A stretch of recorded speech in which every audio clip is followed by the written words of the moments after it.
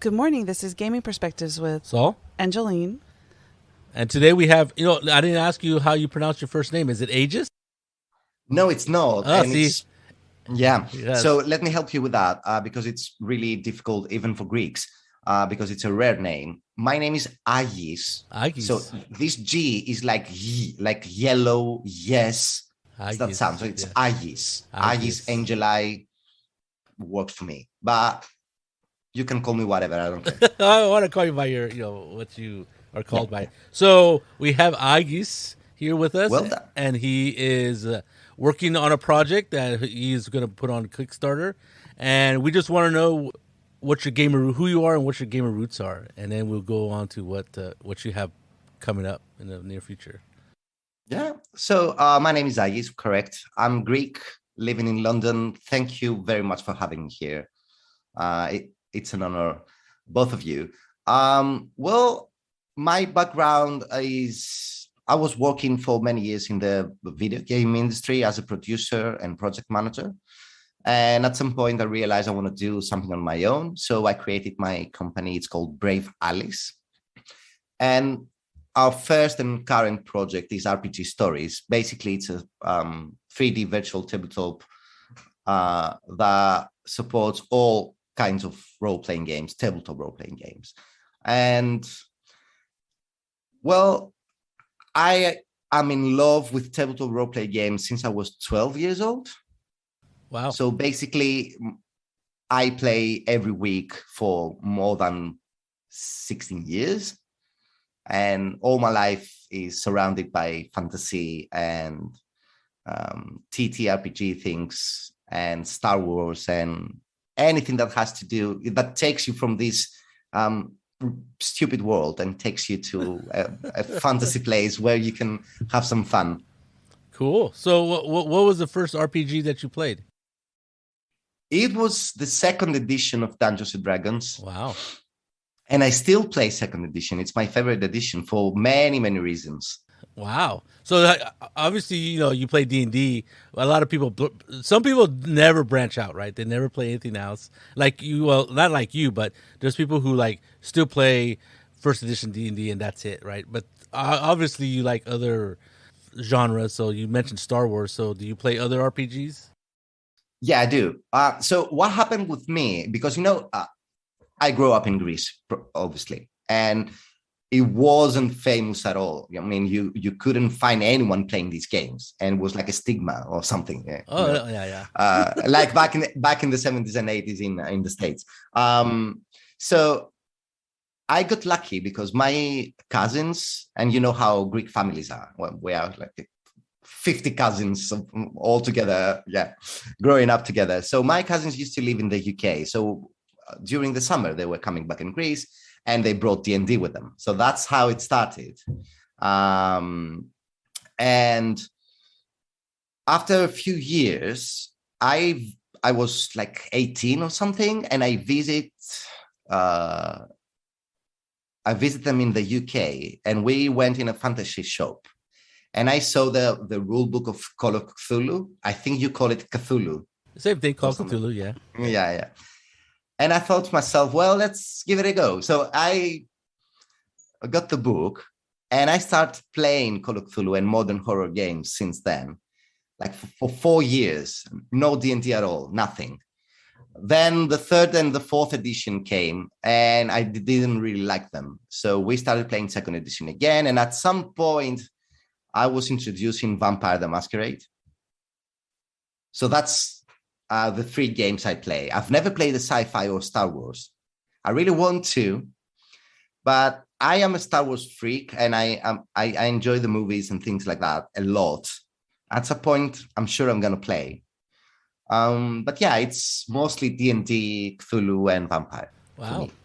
Those are pretty popular games here too. I think. Those are great games. So your current project, it's a virtual tabletop, and obviously you're an RPG gamer, and you kind of want to create something that will make playing over the online easier or better, or what is your goal in your VTT at this point? Okay, so there are two different reasons. The first one is that we wanted to create a virtual tabletop that will be in full 3D. Right. So the game masters will be able to create everything in a really easy in a 3D environment. And then the players will be able to join in and play and move the cameras and be able to watch the whole environment, rotate the camera, see every single detail. And when we came up with this idea, I personally thought that I'm the only one that thought about this. So I was feeling like really excited, like, oh my God, this will be amazing. So when I started researching the whole thing, I realized that there are at least 3 other 3D DVDs out there. Okay. So I got really disappointed. I was literally crying in my room. And my wife had to come and calm me down, explaining that it's a good thing that there's a competition out there. Come on. So yeah, we decided to move on, and we started researching how our competitors work and what they have. And that we respect our competitors a lot, and we keep saying it in our comments again and again. So, but we are lucky because we came second or third. So we got the opportunity to see the mistakes they did or what features they never implemented, and the audience keep asking for them. So we got the chance to create something that it's unique. So that was the dream, because I was playing online a lot in 2D, like in Roll20, Foundry, VTT. And I always thought that, okay, this is amazing, this is perfect, but it takes so long to prepare everything. And as you progress as a dungeon master, as a game master, you want your quest to look great. So I realized that I spent more than 3 or 4 hours to prepare my sessions. And it's a lot of time. And I thought, how can we make this really easy? And that's what we are doing with RPG Stories, basically. We have created like an auto world building mode where basically you can go fully manually, like, place every item and every tile and spend like hours creating things like, like in Sims or anything. But we have like lots of auto modes where basically with a few toggle buttons, you can create worlds and then shape them the way you like. Right. If you want to change anything.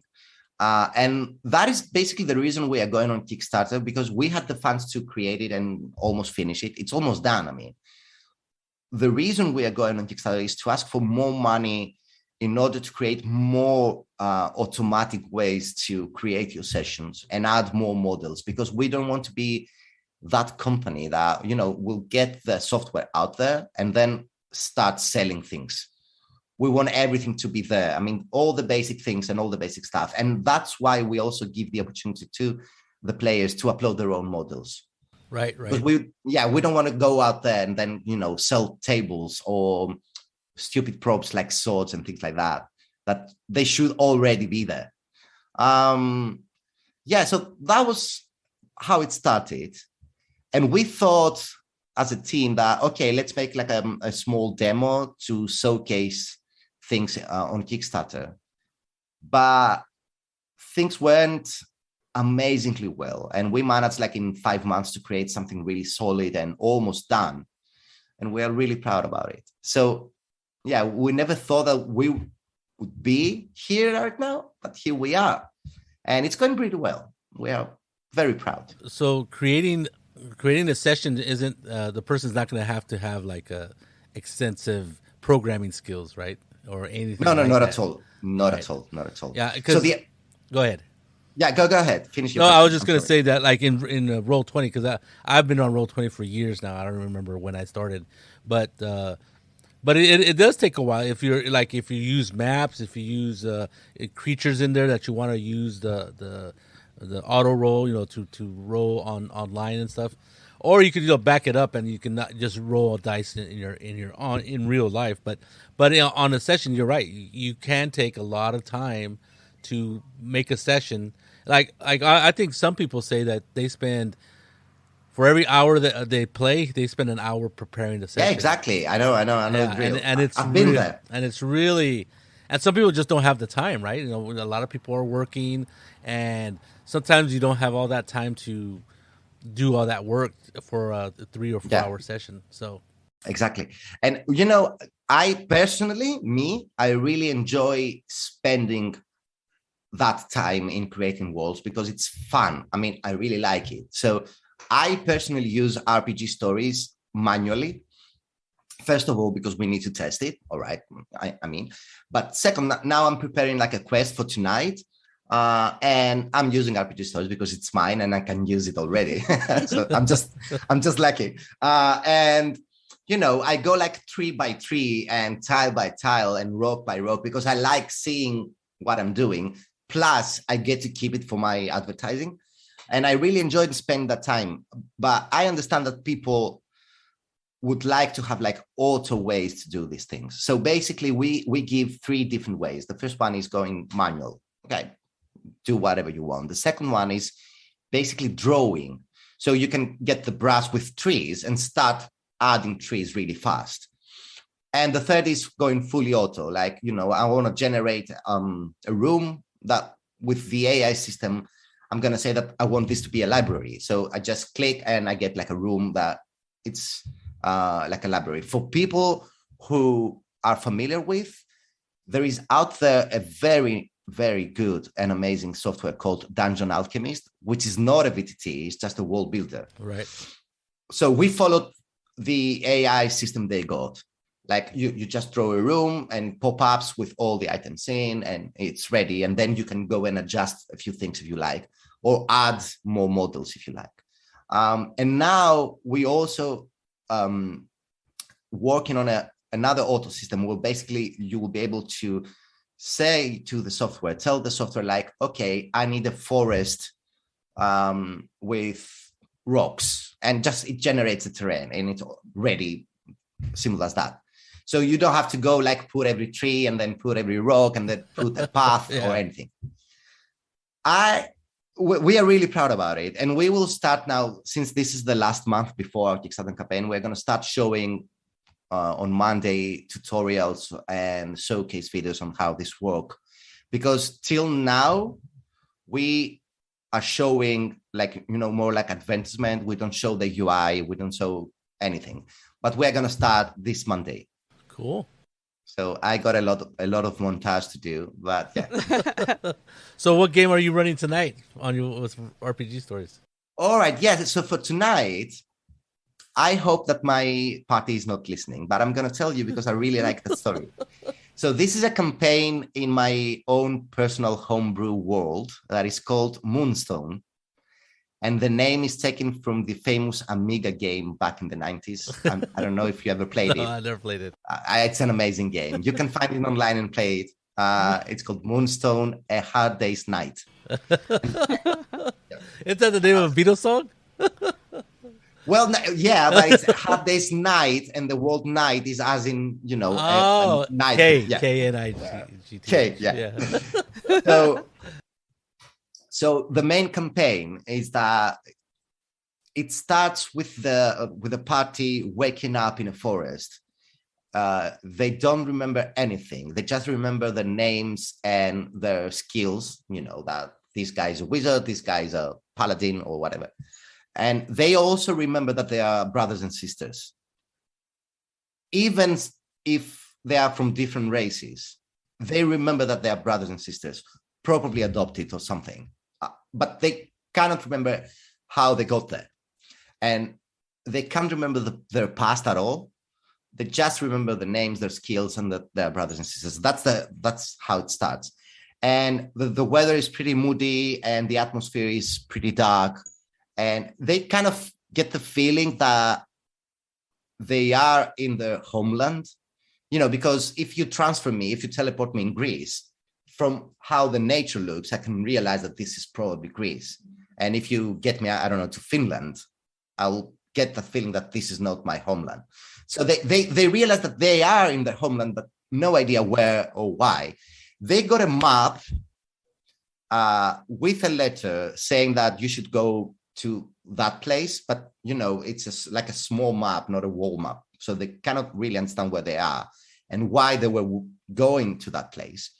So, and the first event they get is that they encounter a dying orc. This orc weirdly wears the official uniform of the army of the main empire. So it's like having an orc wearing, the uniform of the army and being good, like a good orc or something. And the orc, although it's almost dead, really smiles and is really happy to see them. And it starts talking, but they cannot understand what it says.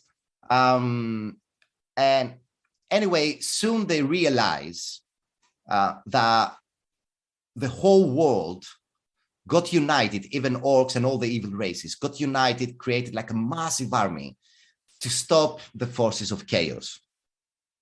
And they realize that the world is destroyed entirely. So they are pretty near to the last fort that it's trying to defend.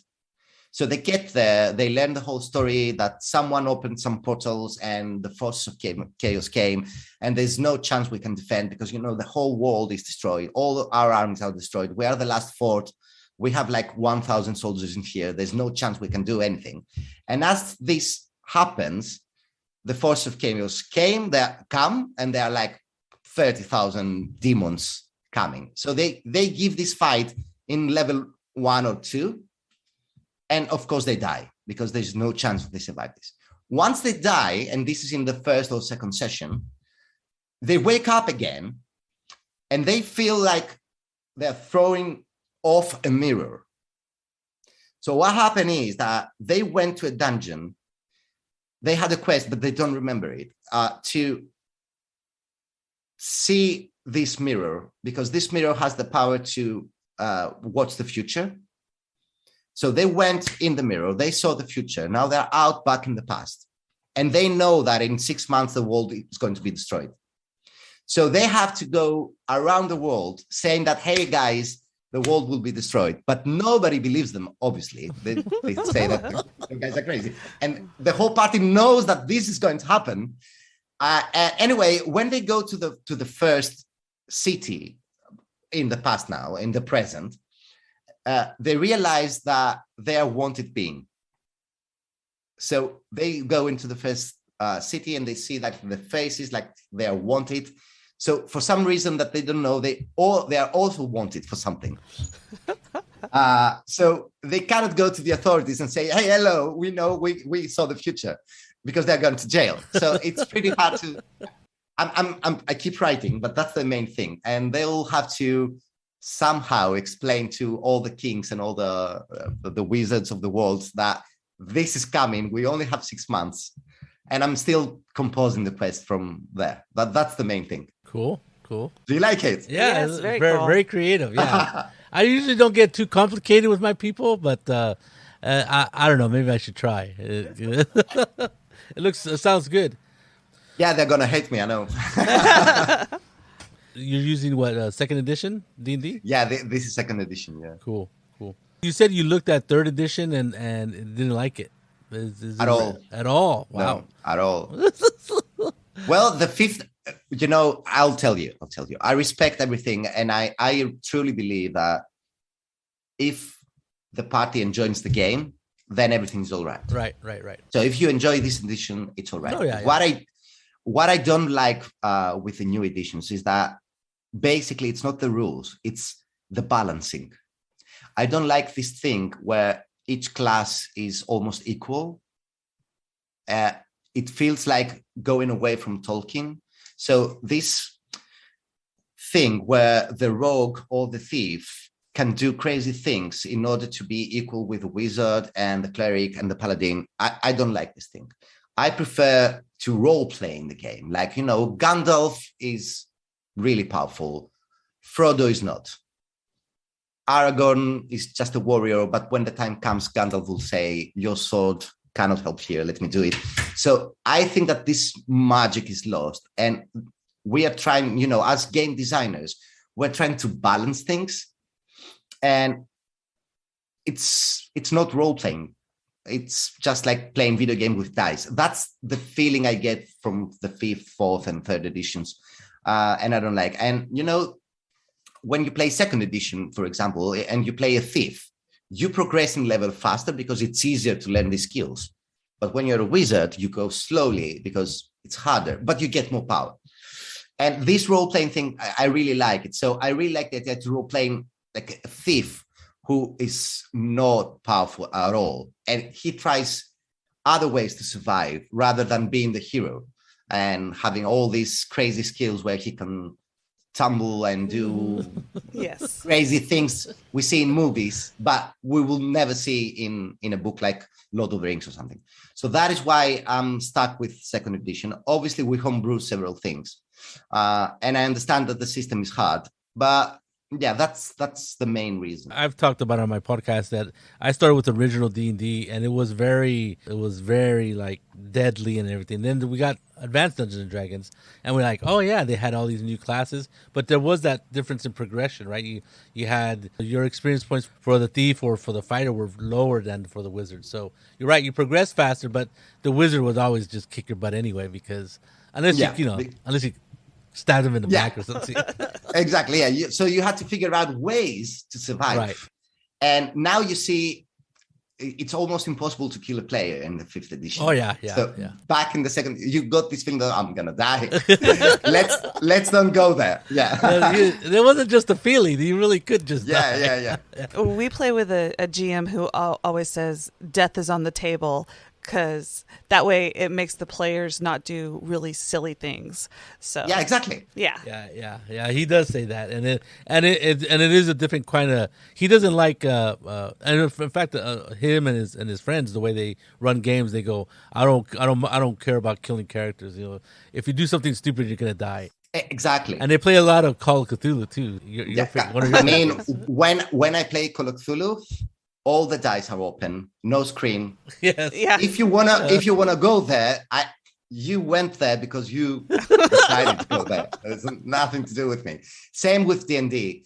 And yeah, I mean, also I really like to in D&D to use encounters randomly, not based on the level. So and that's really cool because maybe, I don't know, the characters are in the level 7 or something, and they might encounter a kobold, which is really easy. So they remember that they are powerful, but there is a small chance that they could encounter like 6 giants. Yeah, because it could happen. Yeah. So don't go that way. I always give ways for you to escape because I don't want to kill everyone. But if they stay and fight and do stupid things, they're gonna die. and that is why in all my campaigns, spells like Raise Dead, Resurrection, things like that are really rare and really expensive. Really expensive. So I try to make things more realistic so that they get this fear, like, let's don't die. Yeah. Okay, so let's go back to your RPG stories. So you're talking about a virtual tabletop in 3D, right? So it's not it's not on a 2D, not top down or anything like that. Are people's computers need to be like super huge or whatever to run this software? All right. I know, because I know it probably takes a little bit more muscle than. I don't think so, because I'm looking at it on my tablet. So well, that's exactly. the video. But anyway, I mean, everybody has different computers, different setups, and is that a problem these days? I don't know. I'm not a computer expert. Yeah, I'm gonna explain that because that was my main concern, and we spent more than 3 months having just meetings for that. Because when you're writing code, basically this is a virtual tabletop for tabletop games, but it's code, so you need to treat it like a video game. So every studio that respects the project you want to create needs to spend time to see how they're going to build the architecture so that this could work for almost everyone. And so let me say a few things. First of all, this is a 3D virtual tabletop, but we give the ability to the user to upload 2D images and play in top view. And the reason we decided that is because we want as a company, we want to sell the software, and that's it. So if someone is creating 2D maps for the last 10 years and he's paying other software to create maps, we don't want to tell him that, hey, no, this is 3D. So if someone wants to play in 2D in our software, they can.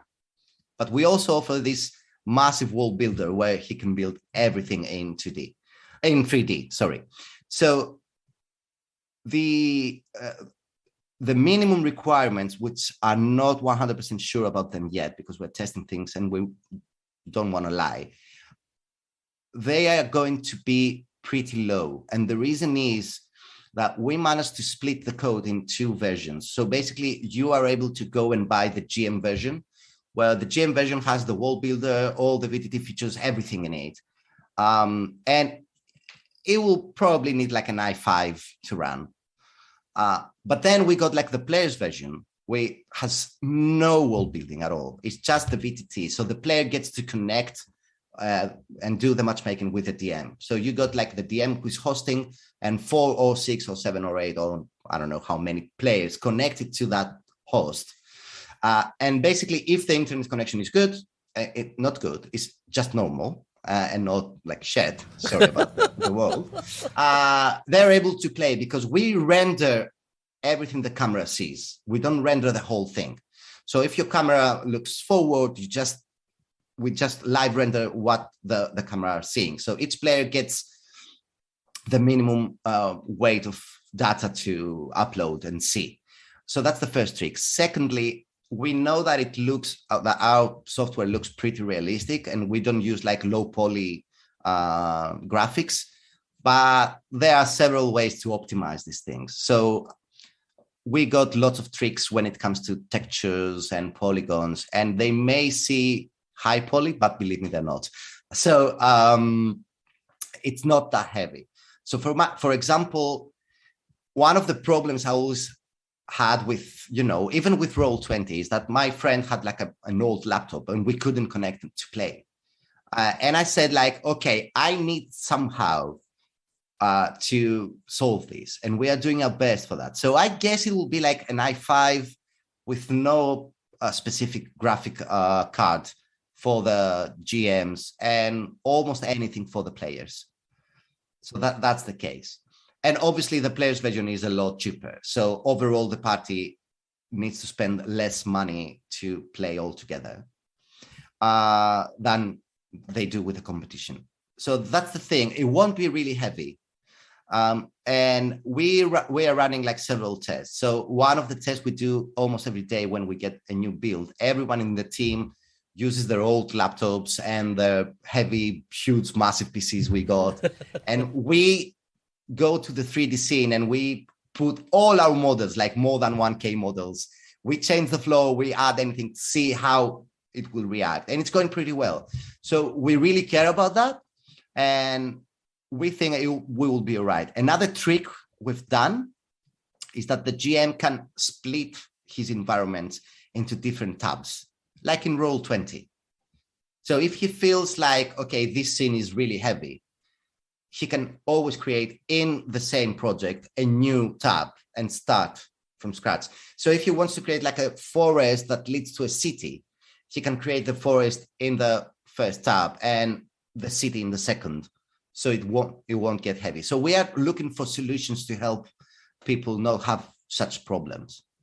And most of our things are pre-rendered. So let me give you an example again for people that understand tech.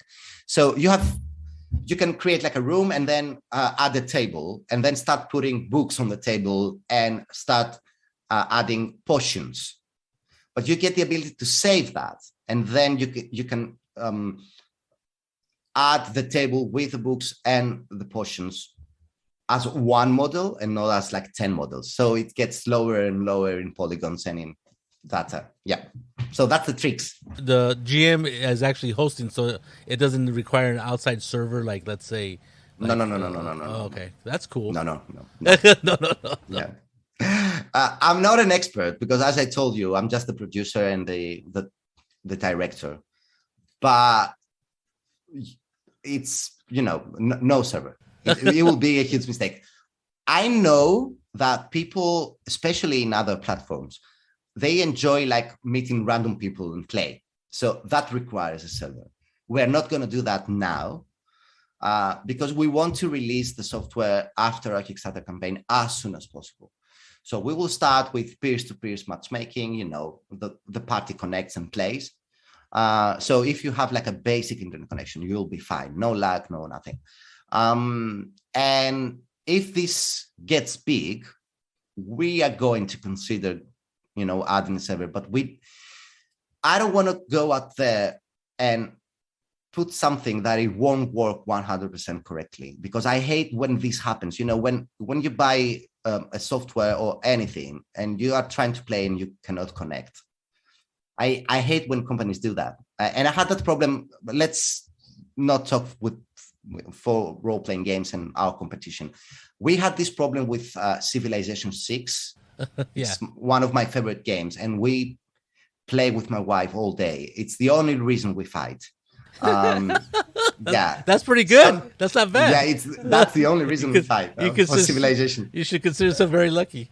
Yeah, I am. And when they came out, the servers were pretty sloppy. And I was like, you are $1 million company. I mean, don't release it if you're not ready. I don't get this. Yeah. And that's exactly, when you're an indie studio, you care about these things. Yeah. But when you are like a huge company, you don't care because you have the brand, you have the money, you throw it to the world and you say, do whatever you want, guys. We're going to fix it at some point. Yeah. They do fix it. We'll patch it. Yeah. But for us, that we are like a small team, I won't be able to sleep knowing that I just sold something to the world that it's not working 100%. Yeah. No, definitely. I think there's a huge difference between small developers and like a huge company, right? Because it seems now games come out and they're super buggy and they just have to be patched and patched and patched and patched. And now I don't mind doing that when they say this is like a open beta or this is still in development, this is early access. But when a big company comes out and puts out, I don't know, I can't remember the last game that was like that, but just comes out with a game. And a lot of times it's rushed because I know with marketing and tie-ins with movies and stuff, but still, it is frustrating when, you get in the game. Yeah, of course it is. And you can't play. Yeah, and they announce it as a final thing. Yeah. And you're like, how on earth did they do that? So let me tell you something. We, in all our social media, we say that if you go to our website, which by the way, it's rpgstories.net, and subscribe to our newsletter, you get access to our alpha test event for the world building. So we want to run by September and a closed alpha for our subscribers, where they get to test the world builder, not the VTT, only the world builder. Right. And so we are working for that build. And I had a meeting with my marketing team, and the guy that is basically running the whole marketing thing, went like, I think that we should run the closed alpha before the Kickstarter campaign. So let's throw it to the world now, because they will see what an amazing product we have, and they're going to support the Kickstarter campaign better. And I was like, nope, it's not ready yet. We're not going to throw it in the world. And the whole team went like, come on, we don't even have bugs. We just want to add more models and change a few things. And the bugs we have are really, really rare. So let's throw it to the world. And I'm like, no, I'm not going to throw something that it's not 100% ready out there. Because, and it's an alpha test. I mean, we could just start giving it to the world without caring. So I don't get how they do this. But they do, and it works for them. Yeah. So well, they have. I think they trade what the reputation, and people buy in for. They buy stuff just because they know the brand, right? Yeah. And little companies can't do that. So obviously you're very committed to putting out a very finished and quality product. And it looks neat. I mean, I've seen the videos on Facebook and other platforms.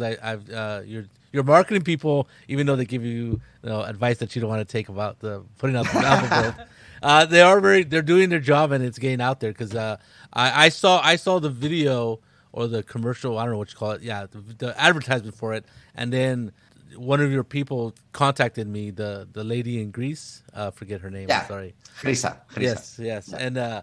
And then I'm like, oh my god, because I had COVID a few weeks ago. Oh, I'm sorry. And no, it was okay, not too bad. But I was like out of the loop, and I was stuck in my room, and Jolene didn't let me out, and I was by myself. So she contacted me on Facebook, and I hadn't gone on Facebook for a while. So then I go, oh my god! So I contacted her, but I had already seen the RPG Stories ads, and I'm like, oh, she's with this company. So that's yeah. So it looks good. It looks. By the way, since this is a relaxed interview, this girl, her name is Christina. Christine. That's Let's say Christine. So she's an intern. Okay. And I'm gonna say this in public. She is the most hardworking person I've ever met. I mean, I beg her to stop and go rest. She's amazing. She is so passionate and she works so hard for this project. And I mean, I have never, ever seen anything like that in this industry. She is 100% committed, and we are so lucky to have her. I mean, she's amazing, and I owe her everything. So after the 8 hours, we just beg her to stop and go rest. Like, go away. She's so passionate. And even now that it's Saturday and Sundays, she is always there. So like 10 minutes before this interview, she tagged me like, do you remember the interview? And we went like, it's Saturday, go away. Yeah, she's amazing. She's amazing. And I want to say something that we are really thrilled that people like what we do. And we've even seen people fighting in the comments in our ads, like, because you know how comments work how people will hate anything they see. Anything. It's like you're putting yourself up for like what is it? Open criticism. You stand up stand up on a pedestal and say, "What don't you like about me?" And then everybody has an opinion, right? Everybody has an opinion. And even one of the most common emails we get is that, hey, you must be a scam because there's no way you have implemented everything so fast. So a guy went to a comment and said, you are a scam. And my community manager replied, why? Why? What have we done to be a scam? And he goes like, because you don't have prices in your website. And we went like, well, we don't, because this is a work in progress and we're going on Kickstarter. It's not a final product. Oh, so you promote this as a final product and you saw all this video, but you don't have prices, so you are a scam. And we say, no, whatever you see is what we have implemented so far. So we get these things. And since you said about my marketing guy, he's from the States. And his first advice was to start explaining what we do better than our competition, like creating graphics like we do this, but this software does not, and we do this, and they also do things like that. So this type of advertising in Greece is illegal. Yeah. Oh, really? Yeah. You cannot go and advertise against the competition or compare the competition with you. Oh, wow. And I'm not saying it's not good. It's illegal. Yes. You cannot do that. So when he said that to me, I was like, what? That's illegal. And he said, no, it's and he said, no, it's not. Because this is America. Everything's legal. And I said, there is absolutely no way I'm going to do this. And he said, you have to do it because you have so many more features than they do. You have to explain that. And I said, okay, I'm going to show my features, but there's absolutely no way I'm going to go and say that, hey, we are doing this, but they are not doing it. Right. I cannot do that. So they beg us to do it. And we just can't. I can't. I mean, I prefer not to succeed than trashing on the competition. I cannot do that. Yeah, it's interesting. I hadn't noticed that, but now that you don't need to step on your competitor and try to get up over them. You just I think people should let your product, people should let their products speak for themselves, right? I mean, you don't need Yeah, that. Yeah. I guess. Yeah. I understand why they're asking it, but Yes. it's impossible for us to do it. Because we grow up in this cultural thing that this Right. is not proper and this is not good. So it's so hard to do it. And we see that they are doing it, not against us. Yeah. I mean, right. because we researched their campaigns and how they did things. And they were doing it like, in Roll20 that they have this, but we do that. Right. Yeah, I have seen that. Mentioning the name Roll20 and yes. mention, I cannot do that. I mean, it's impossible. You obviously have different people working in different areas. How did you get your team together? Just people you knew, or? I'll tell you, I was really lucky. And what happened basically is that I quit from my job from the company I was. And several people quit with me because something bad happened, obviously, and we decided to leave. And I was like, okay, maybe this is the chance. And I contacted some of these people that I really admired, saying that, okay, I have this budget, I have this dream, I want to do that. Are you interested? So that's how it started, basically. Then, because I was working in the video game industry, I knew a few people that I thought they were gods. Like my art director, for example, works in EA. So I contacted him and said, hey, remember like 10 years ago, you used to be intern in the company I was working, and now you're working in EA. Is there any chance you want to do this part-time? Like, during the weekends, do the art leading thing. And he said, yes. So we got like the best art director we could ever have, at least in my mind. And yeah, we gathered that way. And Hrisa, the main producer we have, used to be my second hand in another company I was working. And I made the offer, and I was pretty lucky because she lives in Greece. So that means when you get an opportunity to work for a better company, you always say yes. So she said yes. And yeah, this is how we gathered. We're all friends. And sometimes this is hard because you need to be the boss and your people are also your friends, but it works for us. It goes amazingly well. And I'm so proud of the guys because they are giving their best.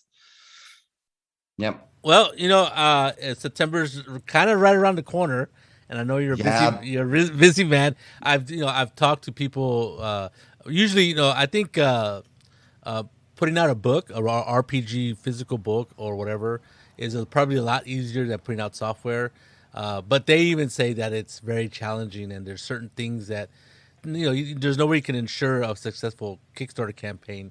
But but there's things you could do to make it more chances that it will succeed.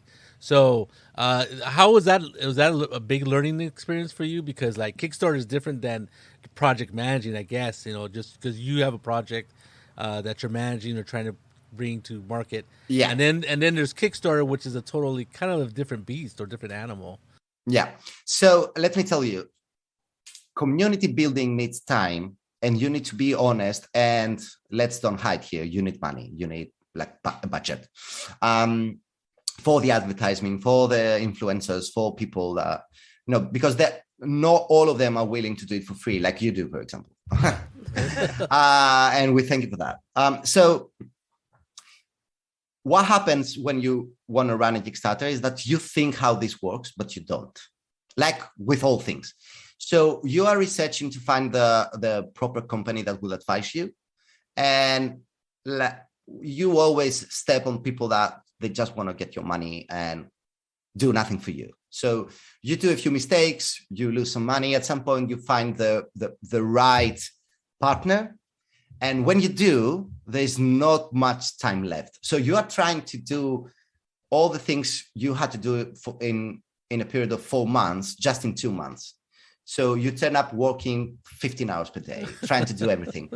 And it's crazy. But I mean, I will always remember it as something that, you end up to be the expert because now you know exactly what someone needs to do.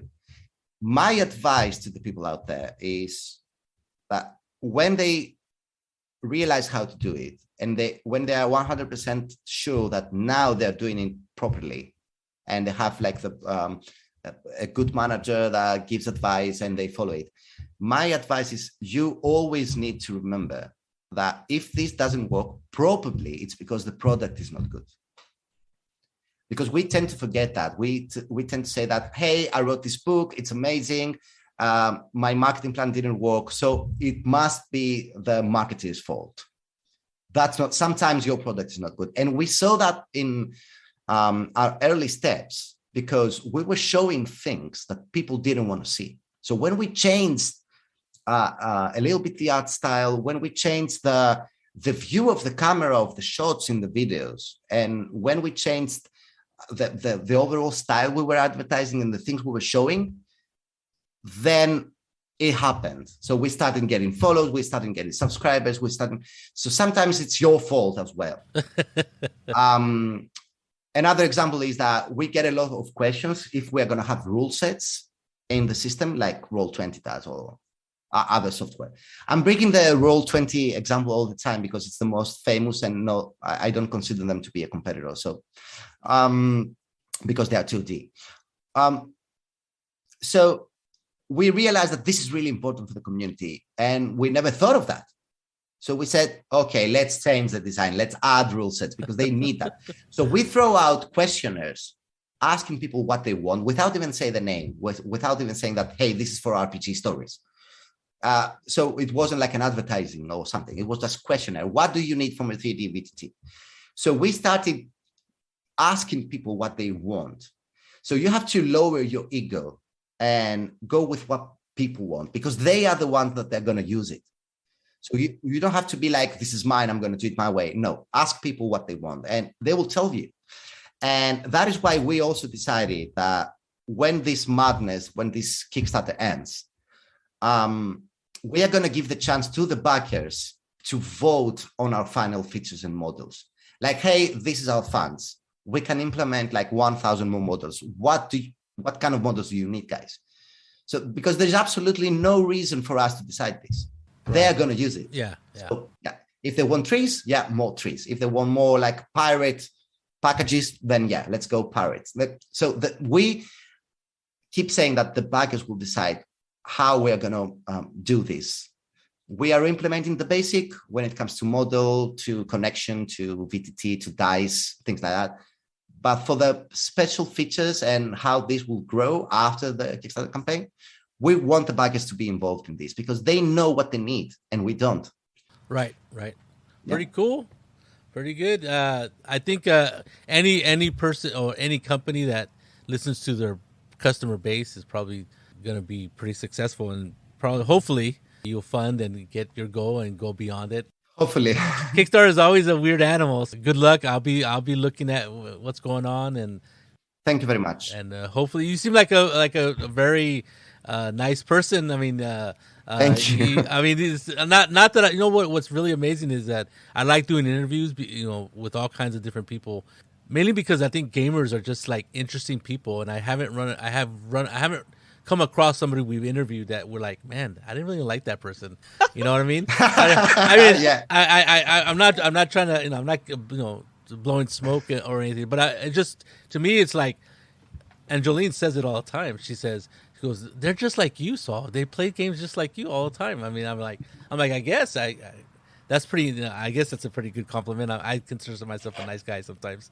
So, but seriously, like every time we do an interview with people, I'm like, man, that person is really neat. I mean, they're just nice people who love the gaming, and I think that's an interesting, unique connection that we all have, when we play games. Yeah, it's true. We've seen some weird stuff, to be honest, and some weird people. Well, yeah, I mean, I don't get why people is so ready and willing to spend their free time to trust something that they don't even know what it is. I mean, if you don't like it, move on. There's no reason to, But yeah.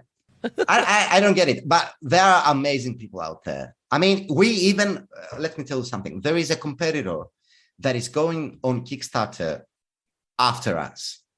These guys are from Italy.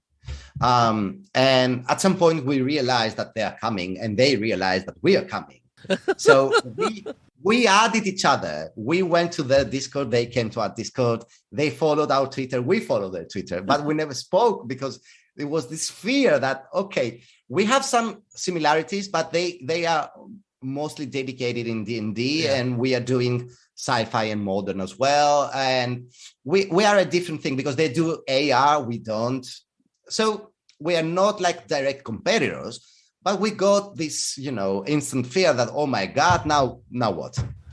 So at some point I said, okay, I'm going to send him a message. I mean, what could possibly go wrong? And he was an amazing guy. We ended up talking, sharing our fears, our concerns. We even came up with a strategy how we won't affect each other. Because they are advertising more in Italy and we advertise more in the States. So we came in an agreement and we found ways how not to harm each other. So you can see that there are wonderful people out there. You just need to go and look. Yeah. Yeah, I'm not saying there's not some weirdos out there, and I have, of course they are. I've heard stories, but I was just saying the people we've interviewed. But so far, we've only interviewed nice people. Yeah, I guess we're pretty lucky. So good luck, Agis, and we'll be looking at your Kickstarter. I'm gonna put your link in the show notes. Is there anything you want to close with? I wanna say something. So you will put the links, all right? So here's what happens, because we are in 2022 and people, I don't know, they get so much information every day and they get lost. So what happens with us, because we track everything, is that people goes to our Kickstarter page, but they never click the notify button. So we get like 200 people per day going in there. So that means that they saw something or they heard something that made them click the link to go, but they don't click the notify me button. So one thing I want to say is that it's really important to us to subscribe to our newsletter through our website, guys, over there. And second, when you go to that Kickstarter campaign, just click the notify button. It's just one click and it's really good. Okay. Because, Kickstarter really appreciates the numbers, and they will promote you more. So even if you feel like, hey, I know what RPG Story is all about, I'm going to back them. It's okay. I don't need to click the notifying button. But for Kickstarter plays a huge role. Right. So just hit that notifying button. Yes. Yeah. All right. How I want to close this. Thank you very much, guys. Thank you. No, Saul will put this stuff in the notes, and it looks great. I'm going to subscribe to the newsletter right now. Perfection. And hit the notify button. And hit the notify button. And I'll try to find the notify button. It's really easy. I don't go to Kickstarter, so. I'm the one that's guilty. Okay, well, thanks a lot. Thank you very much, appreciate guys. your time. I know you're a busy man. This is Gaming Perspectives with Saul. And Jolene. You have a good day. Thank you, Thank you. Bye-bye, guys. Have a great day. Bye-bye. You too, guys. Bye.